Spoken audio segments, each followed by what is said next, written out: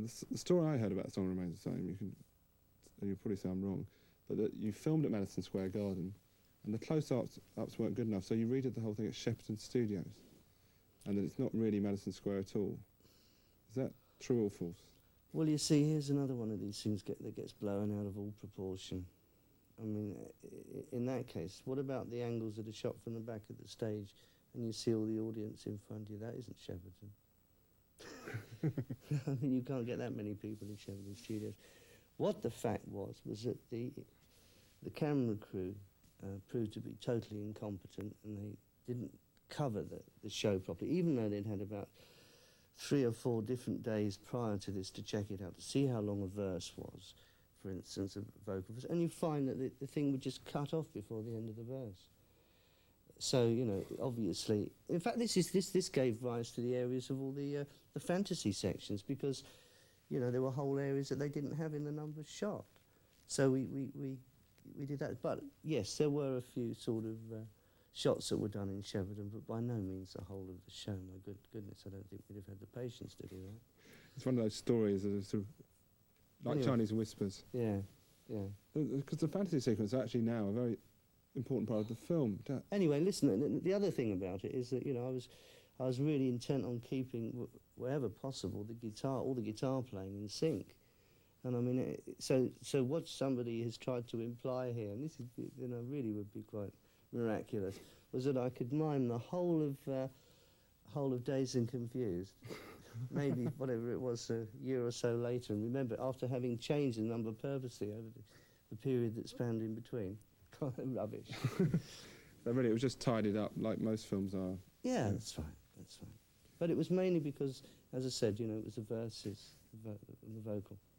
Because I remember the fantasy sequence, your bit in particular, I won't talk about the others, but your bit, you're sitting in the grass, it probably, which it's one of your houses, wasn't it? It's not Windsor, it's the one before that. Mm. And you turn round, No, it isn't, it's Plumpton. It's Plumpton, that's it. And you look round, as red comes out of your eyes, and you're crawling up the mountain. What is that all about? What does that mean? Oh, you better ask somebody else that.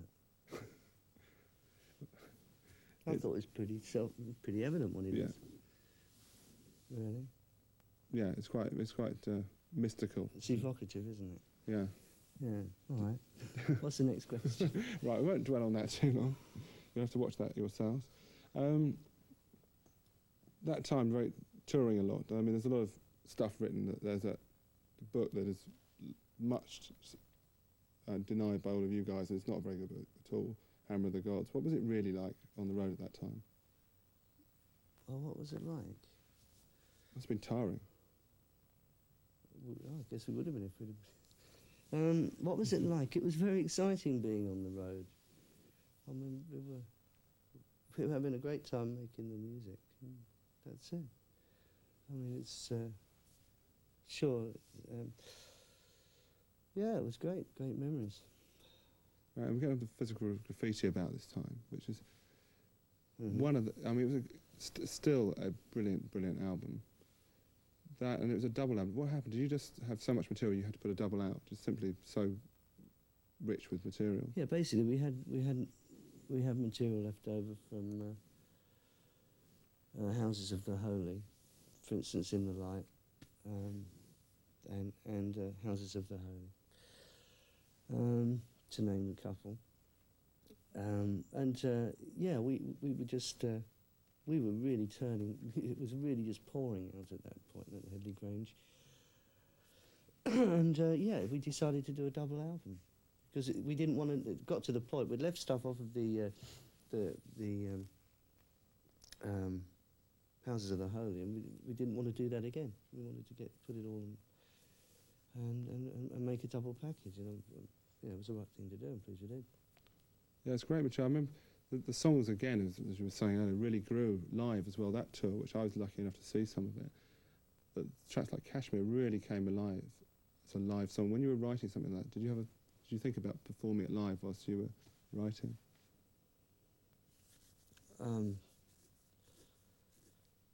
Well, no, not at the time.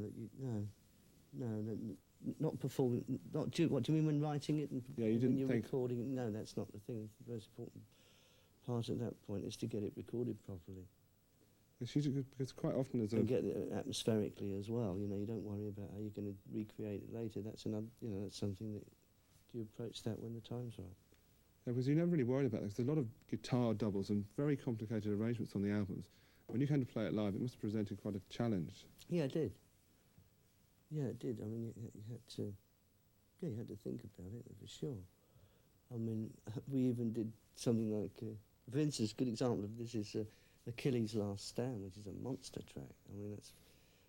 I mean, this is one of the tracks which is going to sort of shine through in this new packaging, because I think a lot of people might have missed that track in the past. And you know, it's possible.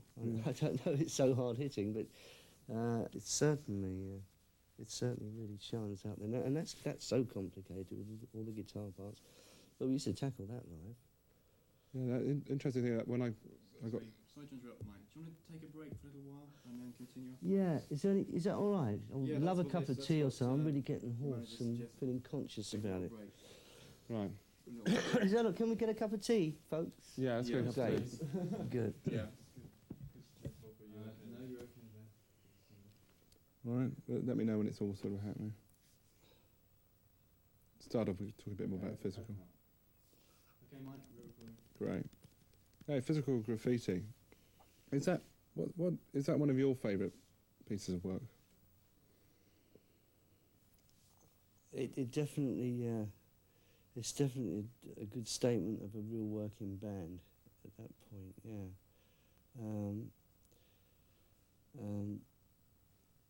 Yes, it's yeah, that's one of my favourites. I've got lots of favourites, let me tell you, but it's certainly one of them, yeah. There's some really nice casual moments in it, like when the plane flies over it. Yeah, Nah, Yeah, leave that's it. that's it. Real Yeah. spirit on there. Waltz and all, yeah. Great. And after that album, that was again heavily toured. Did you have much time off over the Zeppelin years? You must have been working almost flat out, either recording, writing, or touring. Yeah, my workload just was pretty intense really, because as you say, yes, if I wasn't on the road touring, then sure I was preparing material for the forthcoming album, and certainly, and then of course you know, once the tracks were done, then I'd start doing all the guitar overlays and all the rest of it, and Robert would come in and do the vocals, and then I'd finish off the guitar solos and that sort of thing. So yes, there was a lot of put into it. Yeah, I became fully aware of that, listening. Well, when I was remastering this package, and you know, it's becoming clearer and clearer just how much time I had put into it in the past. Because there's a lot of songs that really stand out. If something like Kashmir came out next week, it would still, people would still say this is something new. Mm-hmm. I mean, it's a real, it's a rock song, but it's coming from a different angle. What was the inspiration behind that particular song? Well, the riff, to be perfectly truthful with you, and all the cascading chords, and the sequences, whatever. I believe that Robert had some lyrics that he'd written, you know, just in his lyric book, and I think he applied them to this track, as to the best of my memory, anyway. Yeah, it's very very hypnotic. Oh, absolutely, yeah. It's a magical sound. Yeah. And majestic, yeah. Yeah. And passionate as well. The other word. And then after that, I mean, presence. That's got this object in it. It's a sort of, I don't know what do you call the object on the album cover? It was just called The Object. The object. Yeah. Was that one of your ideas, or did that come from the designers? No, that actually came from the stable of Hypnosis, and I suppose I better give him a name check. Yeah, no, that was his idea actually. This sort of this presence that was there, this inexplicable presence that was there about the band. You know, nobody quite knowing what it was that made Zeppelin what it was, and so he employed this object within these. In different situations, and the illustrations were very similar to sort of things you'd find in National Geographic almost. But it was an everyday object that everyone was familiar with, you know, within their environment. But the And so presence was there. That was it. This is the object, you know, the you know, sitting around the table, and there it is in the middle, just like, you know, a radio could be there, or, you know, a lamp or something. Yeah, so it's an album cover that still means something, doesn't it? On CD as well, it works on the CD size as well, which is quite nice. Oh yeah, yeah. The track that stands out for me on that album is one we talked about earlier on, and it's on the new album, remastered in all its glory, Achilles' Last Stand. That must have been a major piece of work. Yeah, it was. Yeah. Yeah, that one was my brainchild, really, as far as the, you know, all these sort of guitar parts and and all the, you know, the ascending guitar figures. And I remember John Paul Jones wasn't really sure whether, you know, when I said, no, I've got a scale that goes over these, because but you can't, there isn't a scale. I said, believe me, I've got one. And yeah, it's got a, you know, hell of a lot in that. Well, that must have been, I know you performed it on the... I mean, I'd call that a really heavy track. Yeah, that's Really? seriously heavy. Yeah. And you managed to do it live on the at Nebworth 79 and that 1980 European tour. You were performing it live. Yeah, that's right. Yeah, you never want to fall shy of challenges, were you? No, that's right. A plus for effort. And the other album after that, Into the Outdoor. Another, it came in a brown paper bag. Why was that? That was none of your doing, I presume. No. I guess it still follows on from the early days of getting hammered by the press and saying, "All right, we'll put it out in a brown paper bag then," you know. And we'll show you that, you know, there's, you know, people are still into it. They'll still buy it no matter what you think about it. And of course, at that time it was Nebworth, which was a major show. And was that a return to the stage for you at Nebworth? It certainly was, yeah. You must have been very pleased. I was there. It was quite a long, layoff period then from you know, the. No, we'll forget that. Cut that bit out. Right, Okay. yeah, don't worry. Yeah. Talking about Nebworth, it must have been great to come back, get on stage and see all those people out there, and you were all playing brilliantly. What did it feel like that night, or those two nights, to be more accurate?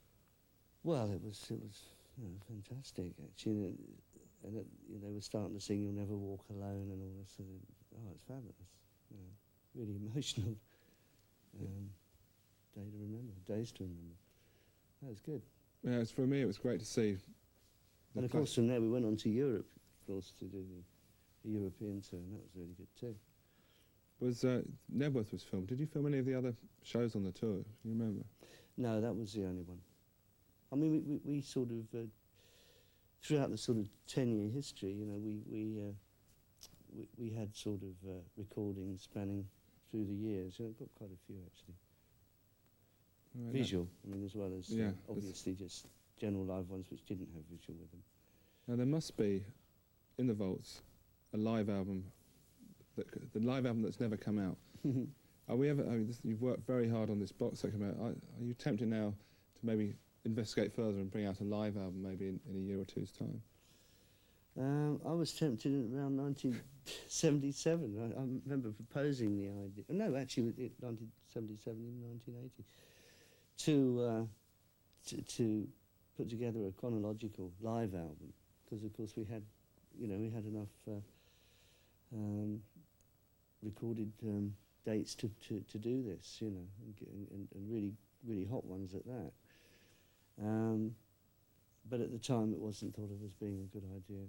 So I don't know. It would be a good thing to at least, if it was out now, we'd all say what a great thing it was that it was out, because all there is, as far as a live testament, is Song Remains the Same. And there's a lot more material that came after that, apart from everything else. Yeah, of course. yeah. Of course, you had Coda as well, which came out quite a long. Why did it come out so long after? Well, of course, but when we started to piece Coda together, of course we didn't have John with us anymore. But there'd been, there were a multitude of bootlegs that were available of live material, and it seemed a good idea to